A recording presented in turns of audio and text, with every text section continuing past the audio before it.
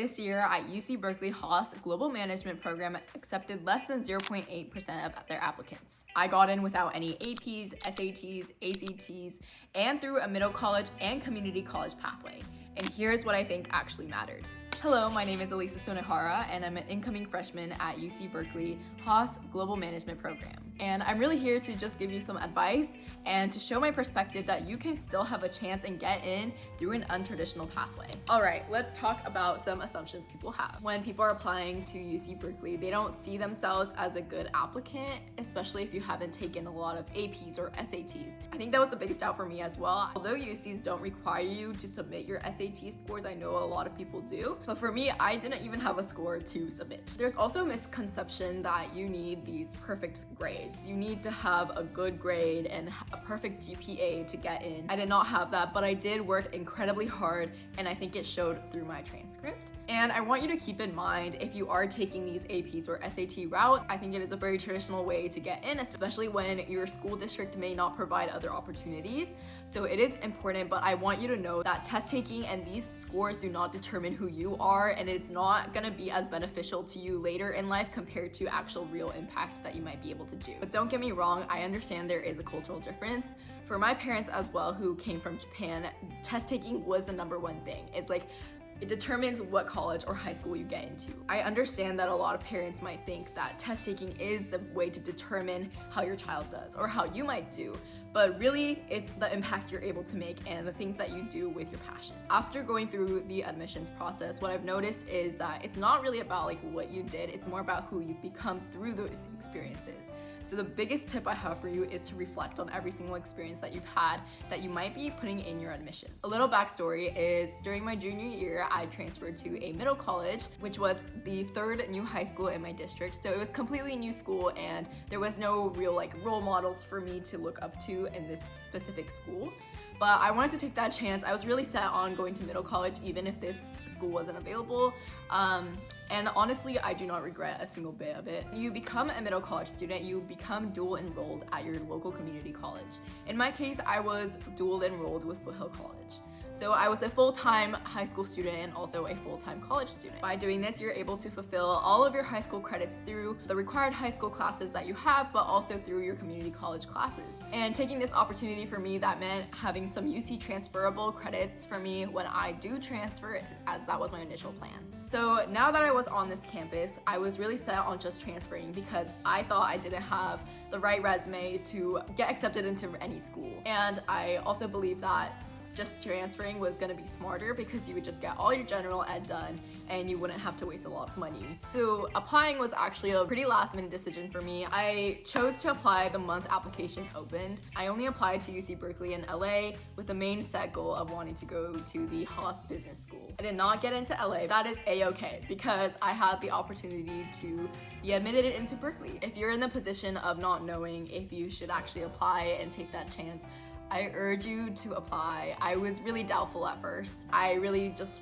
was planning to transfer, as to me that was the safer way out, but let me just say, it is worth taking that chance. Even if you don't get in, it's great practice to understand what the admissions process looks like and what questions they might be asking you, so the next time you apply, if you're planning to transfer, you'll know what to reflect on over the time that you are staying. Enough of me for a second, let me tell you why global management. The biggest thing is the small cohort size. It is about 30 students per year in that cohort, a lot more tight-knit community in a big campus, and you have closer relationships to classmates and also faculty. I'm guessing you can tell, but the biggest focus is international business. So you're able to study things like international markets, global study chains, cross-cultural leadership, international economics, and geopolitics and business. And you get global experience. You get the opportunity to travel abroad for one semester. For this year, for my cohort, we will be traveling to Cape Town in Africa, which I'm super excited for because that is definitely not a place I would have thought myself to explore for opportunities. So I think this will be a really, really exciting opportunity for me. But it really emphasizes being able to explore different cultures and business environments throughout the world. I think this is really important when everything is so boundless right now, especially with AI and everything.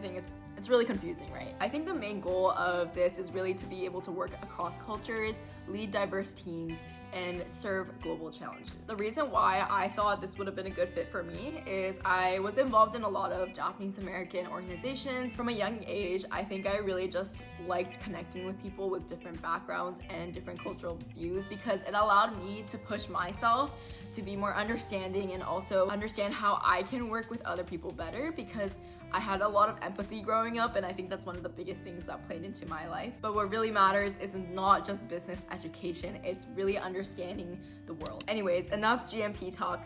Let me tell you the top 3 things that helped me and why I think it mattered. My first thing is choosing middle college. I understand this isn't an opportunity available to everyone. To anyone who has access to this school or this program and have thought about it even a little bit, I encourage you to do it. I know it can be very scary at first. It feels like you're leaving all your friends behind. Truly, I do not regret going to middle college a single bit. It not only allowed me to experience high school in a different way, but also get myself into the community college course load, which will help me as I transition into Berkeley, and a lot of independence and a lot of self-motivation. But let me emphasize that middle college is not for everyone, and I understand that. Middle college can be a little isolating if you don't find the right community, and also it can be very overwhelming with the big jumps and the different environment. So please take that in mind. Middle college might not be for everyone, but this is the path that worked truly for me. So I encourage you to at least look into it and see if this is an opportunity that might work for you. I think going to middle college, it really emphasized the fact that I didn't need to follow this path that was already set in my homeschool, and I can find my own direction and kind of push through that way. My second thing is building things instead of joining things. Let me just reiterate that. Building things instead of joining things. Don't get me wrong, joining organizations and things like that is very important to get your experience. Instead of just finding organizations to join, you need to create opportunities for yourself. And I think this is a big part that I discovered a lot going to middle college and being on that college campus, that opportunities are not given to you. Not everyone has those connections, so you need to understand that you need to go look out for those opportunities. Some examples is I co-founded a nonprofit with my sister called DreamX Dancers. It's been going on for about 2 years now, and we are planning to continue this. We provide dance classes to younger kids at a very affordable price, taught by experienced high school dancers in our community, and we also give back part of our proceeds to other organizations. Another thing is I joined the student government on the college campus. There was no official student government at my middle college because it was such a small school, and I had to push myself to find these opportunities. So I joined student government, and I was the first one from my middle college high school at least to join that. So I'm very grateful to have had the opportunity. I met such amazing people, and I'm so grateful for that. But it is definitely very intimidating at first, because when I joined, I was 16 and everyone around me is a lot older. But I think it's very important to find your own community and things that you are passionate about. Don't get me wrong, starting these things are not easy. So let me give you an example where I did join an organization but found my own opportunity and create my space. I joined Japanese Culture Club at Foothill, and I joined this club that was somewhat established, had a president, and had general ideas of what they wanted to do, but they had no organization or structural idea of how they can execute these things. So I took this opportunity to take leadership, plan and lead all the events, focus, understand all of the rules that goes into clubs, and help with funding, marketing, everything. I was able to connect with really great people, and also gave me a lot of experience on how to take charge and find my own community and then take leadership roles out of it. After being on that college campus and taking that middle college route, I constantly look for opportunities that I can take. The first 2 years of my high school when I was at my home school, I wasn't really great. I wasn't doing the most I could have. I didn't join any clubs. The most I did was maybe go to a regional DECA and didn't even place. I did not have straight A's. But coming to middle college and finding my own community and passions, I think really motivated me a lot. And from there, I was able to go for an upward trend. And I think that's what a lot of colleges look for, that you improved, that you were able to push yourself and you found your way of doing things. So yes, in the beginning it might have been rough, but over time I did work myself up and find my way of doing things. Number 3, the last thing kind of correlates with all the other points I've been talking about, but saying yes to opportunities. Some examples of mine is I auditioned for the first ever Foothill College TEDx, and I got selected as one of the 5 speakers out of 35 applicants. At first, I was really intimidated because I was sure that other college students would have been picked and they wouldn't really pick a middle college student because they wouldn't have enough trust. I worked hard and truly talked about something that I was passionate about. I was able to speak about doing things out of passion and love instead of just doing things for the resume. Another thing is the case competition. I competed in the Foothill College case competition and was able to land top 6. I did it with other middle college students and it gave me a great opportunity to not only bond better with them, but also gain a better understanding of what it's like to compete on a more mature environment with more real life connections. The judges were from Google and I was able to connect with some of them, and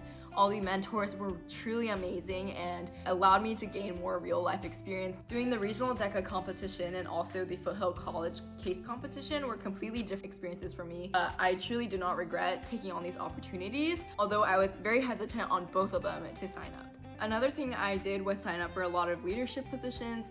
Don't get me wrong, I did not get all of them, but I think the biggest thing for me was anything that aligned with my morals, my passions, things that I was curious about, I would just sign up and just try for it, because you never know unless you just try. And many of my experiences that I've gained over the years is simply just because I said yes to all these opportunities and took that risk. Anyways, I hope this video was somewhat of a help. I want to be able to support others who might be interested in taking more of this untraditional pathway, or to be able to support anyone who wants to go to Berkeley and wants to get some advice. I would be happy to answer questions, so please feel free to reach out or let me know below. I will see you all in my future videos.